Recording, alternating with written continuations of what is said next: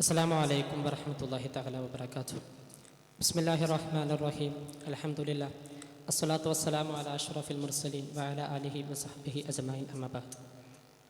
ഏറ്റവും ബഹുമാനപ്പെട്ട ഉസ്താദുമാർ, എൻ്റെ സുഹൃത്തുക്കളെ, എറണാകുളം ജില്ലയിലെ ഒരു കുടുംബം, അമ്മയും അച്ഛനും മകനും അടങ്ങുന്ന കുടുംബത്തിൽ നിന്ന് ആ മകൻ ഹയർ സെക്കൻഡറി വിദ്യാഭ്യാസത്തിന് ശേഷം തൻ്റെ ഉന്നത വിദ്യാഭ്യാസത്തിന് വേണ്ടിയിട്ട് പുറത്തേക്ക് പോവാണ്. അമ്മയും അച്ഛനും ആ മകൻ്റെ സ്വപ്നങ്ങൾക്ക് ചിറകേകുന്നതിന് വേണ്ടിയിട്ട് പണമെല്ലാം നൽകി അവനെ പറഞ്ഞയക്കുന്നുണ്ട്. പിന്നീട് ആ മകനെ കുറിച്ച് പഠിക്കുമ്പോൾ അവൻ യൂറോപ്പിൽ ഒരു ചെറിയ യൂണിവേഴ്സിറ്റിയിൽ പഠിക്കുകയാണ്. ഒപ്പം അവനൊരു ജോലി ചെയ്യുന്നുണ്ട്. അവൻ്റെ ജോലി എന്നുള്ളത് കെയർ ഹോമാണ്.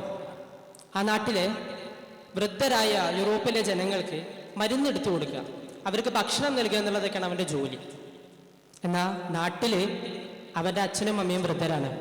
അവർക്ക് ഭക്ഷണം എടുത്തു കൊടുക്കുന്നതിന്, പണമെടുത്തു കൊടുക്കുന്നതിന് ആളാക്കിയിട്ടുണ്ട്. കേരളത്തിൽ ഒരുപാട് ആളുകൾ മൈഗ്രേറ്റ് ചെയ്യുന്നുണ്ട് അല്ലേ? മുമ്പൊക്കെ GCC കൺട്രികളിലേക്ക് ഒരുപാട് ആളുകൾ മൈഗ്രേറ്റ് ചെയ്യുന്നുണ്ടായിരുന്നു ജോലികൾക്ക് വേണ്ടിയിട്ട്.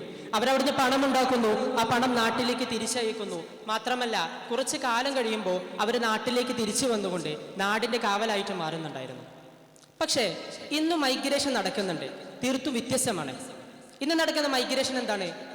യുവാക്കള് ഈ നാട് വിട്ടു പോയിക്കൊണ്ടിരിക്കുക.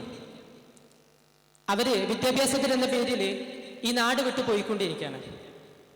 കണക്കുകൾ പ്രകാരം 2018 1,24,000 ആളുകളാണ് ഈ നാട് വിട്ടു പോയത് എങ്കിൽ 2023 അത് 2,50,000 പേരായി മാറിയിട്ടുണ്ട്. ഇന്നിവരെ കൊണ്ടുപോകുന്നതിന് വേണ്ടി ഒരുപാട് ഏജൻസികൾ വർക്ക് ചെയ്യുന്നുണ്ട്. അവർക്ക് ഒരു കുട്ടിയെ ഇവിടെ നിന്ന് പറഞ്ഞയക്കുമ്പോൾ അവർക്ക് അതിനുള്ള ലാഭം ലഭിക്കുന്നുണ്ട്. ഒരുപാട് അഡ്വർടൈസിങ് കമ്പനികൾ വർക്ക് ചെയ്യുന്നുണ്ട്. എന്തുകൊണ്ടാണ് ഇത്തരത്തിലൊരു സാഹചര്യം ഉണ്ടാകുന്നത്? നമ്മുടെ കുട്ടികളെ എന്തുകൊണ്ടാണ് നമ്മുടെ നാടിന് ഇത്ര വെറുത്തുകൊണ്ട് മറ്റൊരു രാജ്യത്തിലേക്ക് പോയിക്കൊണ്ടിരിക്കുന്നത്? പല കാരണങ്ങളുണ്ട് അല്ലേ? പ്രധാനമായിട്ടും 4 കാരണങ്ങളാണുള്ളത്. ഒന്നാമത്, നല്ല മൂല്യമുള്ള വിദ്യാഭ്യാസം ലഭിക്കണം അവർക്ക്.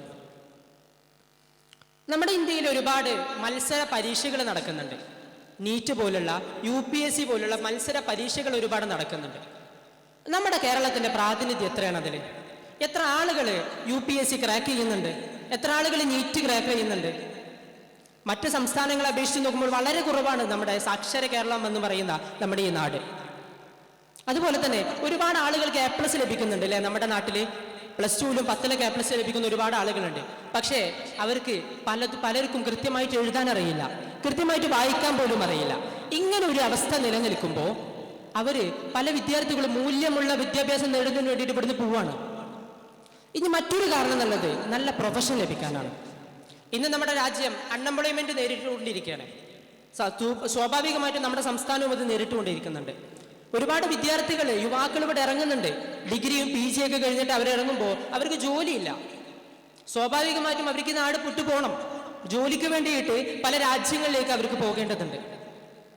മറ്റൊരു പ്രശ്നം സാലറിയാണ്, പേ സ്കെയില്.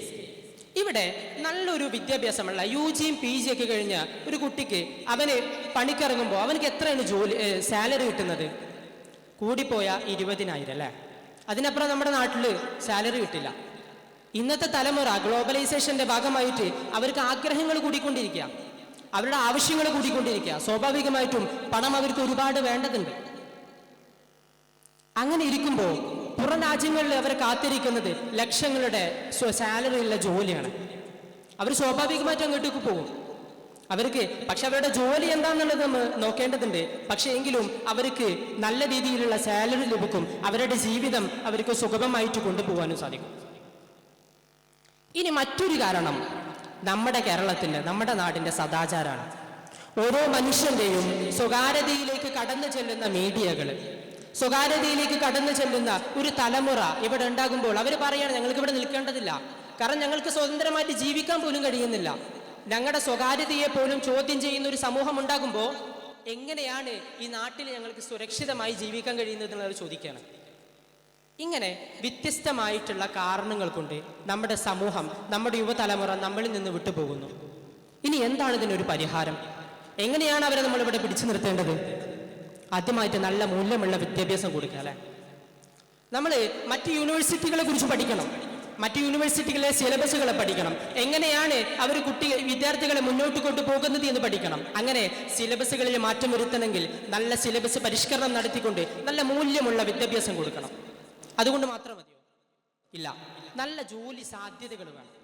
നമ്മുടെ സംസ്ഥാനത്തിലേക്ക് നല്ല മൾട്ടിനാഷണൽ കമ്പനികളെ നമ്മൾ സ്വാധീനിക്കണം. നല്ല കമ്പനികൾ നമ്മുടെ നാട്ടിലേക്ക് വരേണ്ടതുണ്ട്.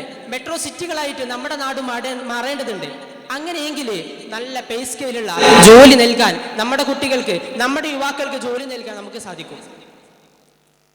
ഇനി ആ സമയത്ത് തന്നെ അവിടെ പേ സ്കെയിൽ എന്നുള്ള പ്രശ്നം മാറി അവർക്ക് അവരുടെ ഇഷ്ടത്തിന് ജീവിക്കാനുള്ള സമ്പത്ത് അവർക്ക് ലഭിക്കുന്നു.